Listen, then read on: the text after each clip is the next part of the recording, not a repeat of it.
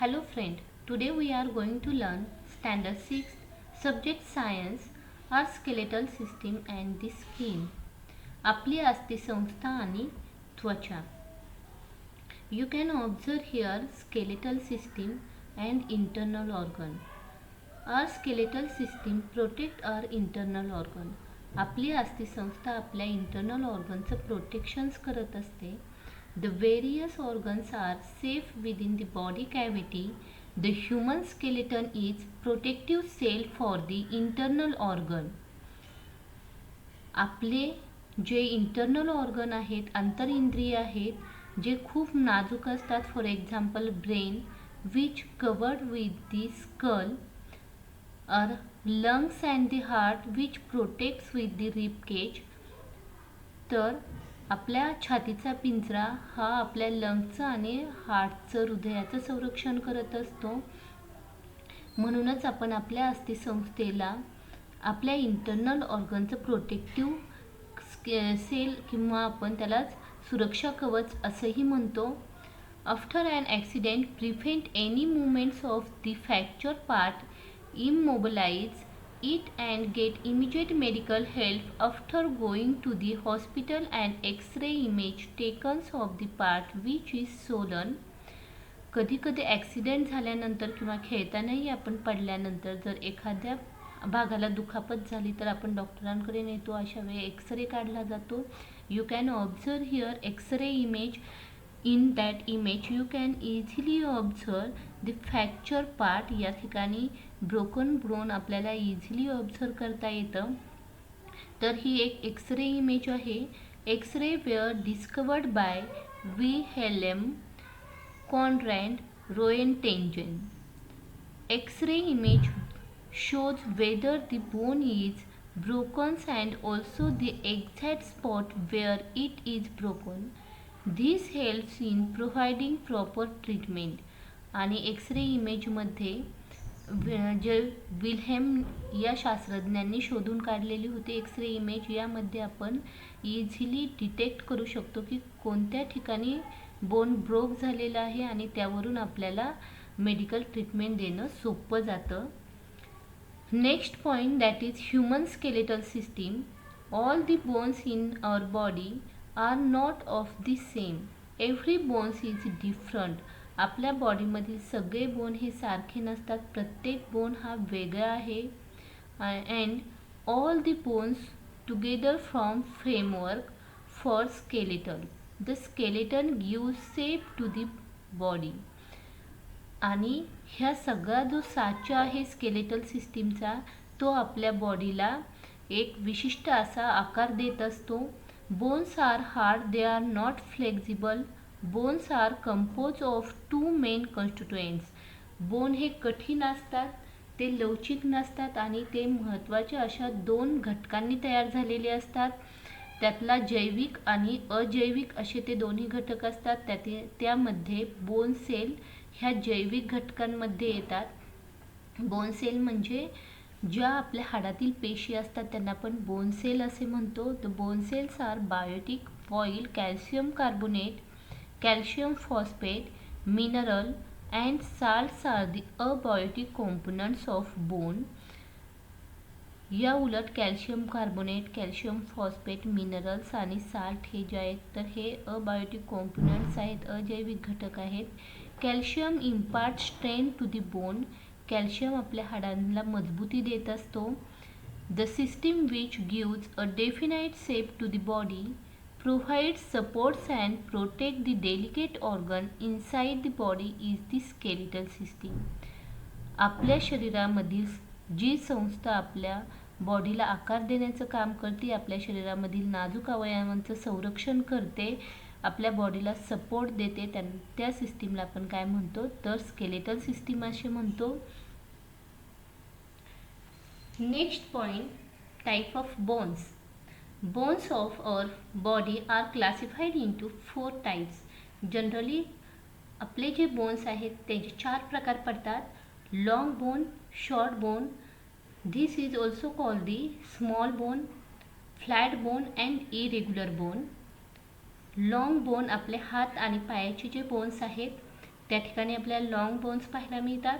Short bone आपल्या कानाचे जे bones आहेत किंवा और talus capitate that is the small bones. Scapula sternum आपल्या शोल्डरचा जो बोन आहे स्कॅपुला. रिब केजमधला जो बोन आहे तो sternum that is the type of flat bone. Then vertebra it is the type of irregular bone. You can observe here a skeleton system. If we draw any lines from the middle of our skeletons, it divide our body into the two parts. The human skeletal system can be divided into two parts. There are these two parts, axial skeleton and the perpendicular skeleton. Then what is the axial skeleton and what is the perpendicular skeleton? Let's see what is the axial skeleton. The axial skeleton consists of skull, the spine and the rib cage. Axial skeleton मध्ये spine, नंतर skull कवटी आणि आपली rib Kaij यांचा समावेश होतो. The perpendicular skeleton is made up of the bones of the upper and lower lines, arms and legs on either side of the central axis. Perpendicular skeleton मध्ये आपले जे हात आणि पाय यांच्या बोनचा समावेश यामध्ये होतो. Next point, the axial skeleton. Then here we will take informations about the axial skeleton one by one. First, that is the skull. The skull is formed by the bones of the head and face. Skull ही आपल्या डोक्यामधील आणि आपल्या चेहऱ्यावरील बोननी तयार झालेली आहे. The bones of skull are flat and strong. There are altogether 22 bones in the skull. आपल्या स्कलमध्ये एकूण 22 bones असतात. The 8 the head and 14 in the face. आपल्या चेहऱ्यावर 14 असतात तर 8 आपल्या डोक्यामध्ये असतात. Next, rib cage. The cage like structures in the chest is called the rib cage. पिंजऱ्यासारखं जे स्ट्रक्चर असतं आपल्या छातीमध्ये तर त्याला आपण काय म्हणतो, रिब केज म्हणतो. This protect our lungs and heart. There is one vertical flat bone called sternum, 12 pair of the flat bone called rib. जो मिडलचा जो फ्लॅट बोन आहे त्याला आपण काय म्हणतो तर स्टेर्नम म्हणतो. आणि हा स्टेर्नम आणि बाकीच्या ज्या 12 जोड्या आहेत रिबच्या म्हणजेच 12 जोड्या म्हणजे 24 रिब्स मिळून 25 बोन्स हे आपल्याला रिब केजमध्ये पाहायला मिळतात. Rib are joined to its sideways rib. 25 bones forms the rib cage. It is joined to the spine at the back. आणि हे स्पाइनला मागच्या बाजूला या रिब जोडलेल्या असतात. Next, that is spine. That is third one. Backbone and vertebral column. The spine is formed by padlock-shaped bones placed straight one above the other. There are altogether 33 bones in the spine. Each called a vertebra. आपला जो पाठीचा कणा आहे त्याला आपण spine असे म्हणतो आणि हा जो स्पाइन आहे तो एकावर एक वर्टेब्रा ठेवून बनलेला असतो. There are 33 bones in the spine and spine protect the spinal cord that originated from brain. You can observe here yellow color spine cord which is originated from the brain. या ठिकाणी yellow कलरचा जो spinal cord आहे जो brain पासून आलेला असतो आणि याला प्रोटेक्ट करण्याचं काम स्पाइन करत असतो. which is very important because spinal cord control all the body processes or control all the body activities. Next, smallest bone in the human body. You can observe here human ear, and there are one smallest bone which is called stirrup. Stirrup हा आपल्या human बॉडीमधला सगळ्यात लहान असा bone आहे आणि तो आपल्या कानामध्ये असतो. तुम्ही बोटावर घेतलेला पाहू शकता किती छोटा आहे. The stirrup is the smallest bone in our body. It is small as a grain of rice and it hollow. It's situated in the ears. आणि हा पोकळ असतो. Biggest bone in the human body. Which is the biggest bone in the human body? Yes, that is femur. In the human body, the longest and strongest bone is the thigh bone on the femur. Femur is the strongest and longest bone in our body, जो आपल्या मांडीमध्ये असतो. Next, type of joint. First, hinge joint. This type of joint allows the movement of bones only in the one directions.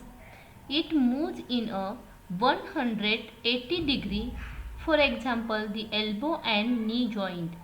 You can observe here the movement of hinge joint. आणि हा hinge joint आपल्याला कुठे पाहायला मिळतो तर आपल्या गुडघ्यामध्ये किंवा एल्बोमध्ये hinge joint असतो आणि हा 180 डिग्रीमध्ये मूव होतो. एकाच डायरेक्शनमध्ये hinge joint मूव होत असतो. Next, ball and socket joint. That is the second type of joint. In this type of joint the bones can move in 2 or more directions in 360 degree angle. Example, shoulder and hip joint. Ball आणि socket joint टाईपमध्ये जी movements होते तर ती 360 डिग्रीमध्ये होऊ शकते आणि ती 2 किंवा 2पेक्षा अधिक डायरेक्शनने होऊ शकते.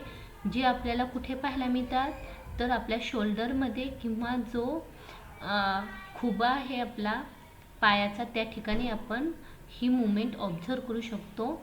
These are the example of ball and socket joint. Gliding joint. Then what is gliding joint and where we can observe this? You can observe here X-ray image. In this type of joint, the bone can only slide over each other. Example, wrist and ankle joint. आपल्या मनगटामध्ये आणि पायाच्या अँकलमध्ये gliding joint पाहायला मिळतो. याला आपण सरकता सांधा असेही म्हणतो. Joint. What is the definitions of joint? Joints are the place where 2 or more than 2 bones are connected to each other. 2 किंवा 2पेक्षा जास्त बोन ज्या ठिकाणी एकत्र येतात त्याला आपण काय म्हणतो तर जॉईंट असे म्हणतो. Joints are of 2 types, movable joints and immovable joints. The bone which can move call movable joints. ज्या जॉईंट्समधले बोन मूव होतात त्यांना आपण मूवेबल जॉईंट्स म्हणतो. And bones cannot move call immovable joints. जे बोन्स मूव होत नाहीत, ज्या जॉईंट्समधले बोन्स हालचाल करू शकत नाहीत त्यांना आपण काय म्हणतो तर इमूवेबल जॉईंट्स म्हणतो. Movable joints. Example, bones of arm and legs. आपण हाताची पायाची हालचाल सहज करू शकतो त्यामुळे आपण त्यांना मूवेबल जॉईंट्स म्हणतो.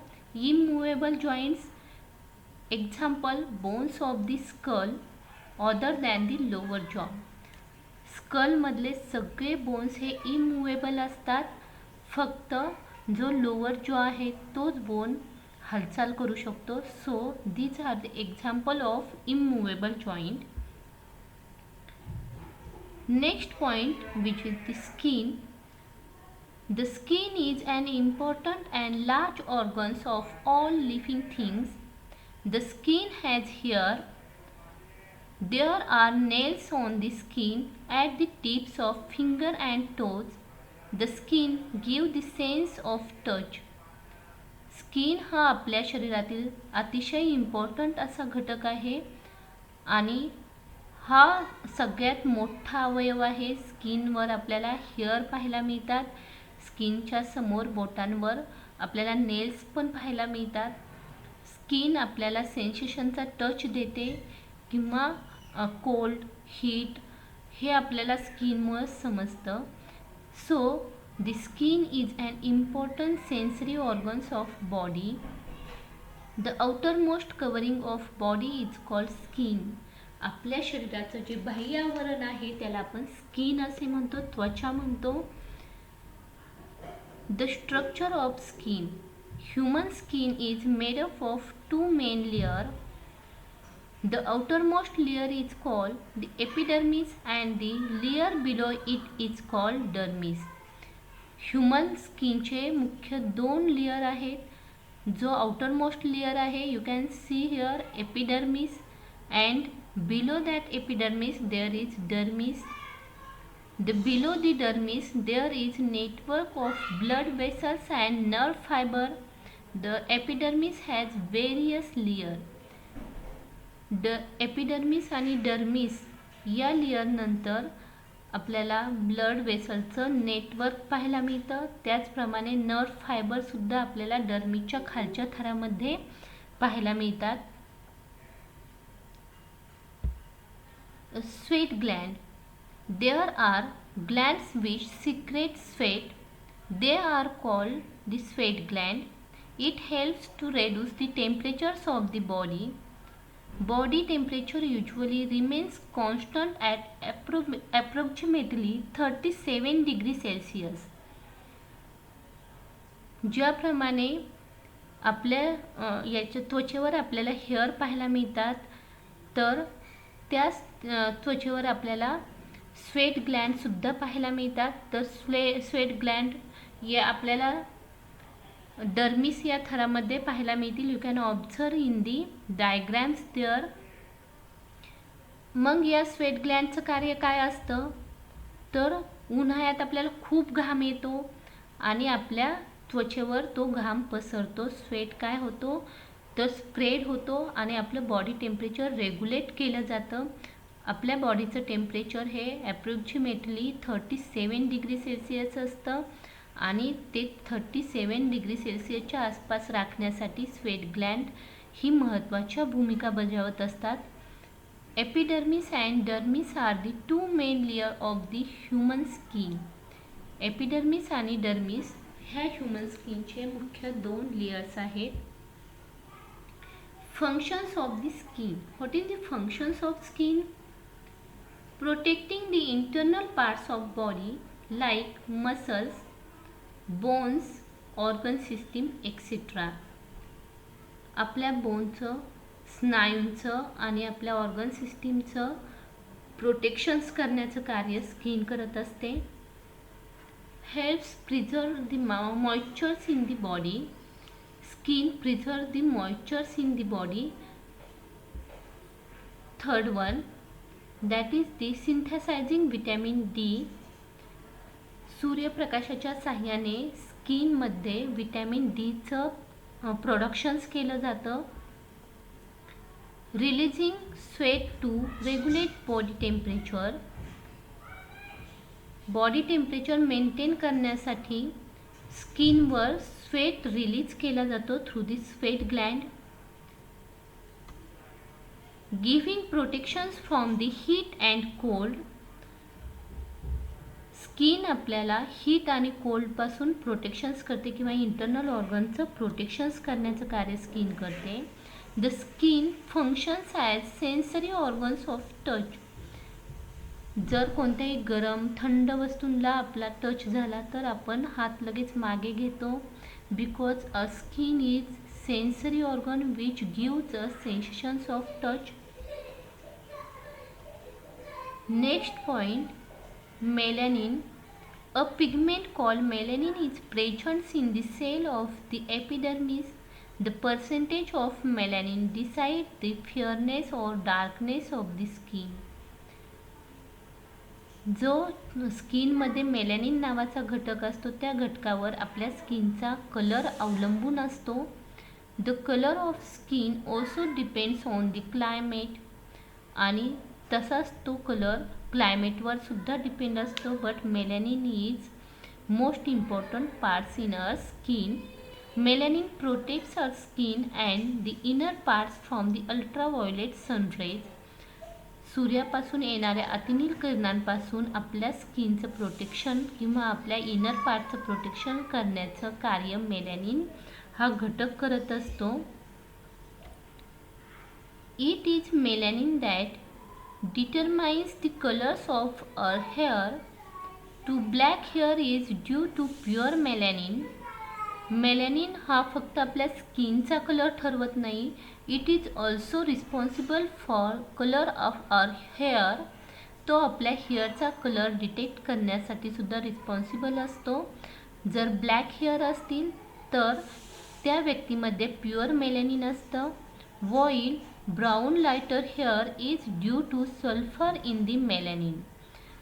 एखाद्या व्यक्तीचे हेअर जर ब्राऊन लायटर असतील तर त्यांच्या मेलॅनिनमध्ये सल्फरचं प्रमाण असतं. And reddish due to irons in the melanin.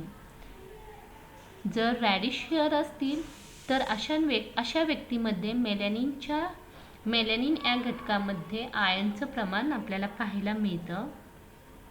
With this we finish our lesson.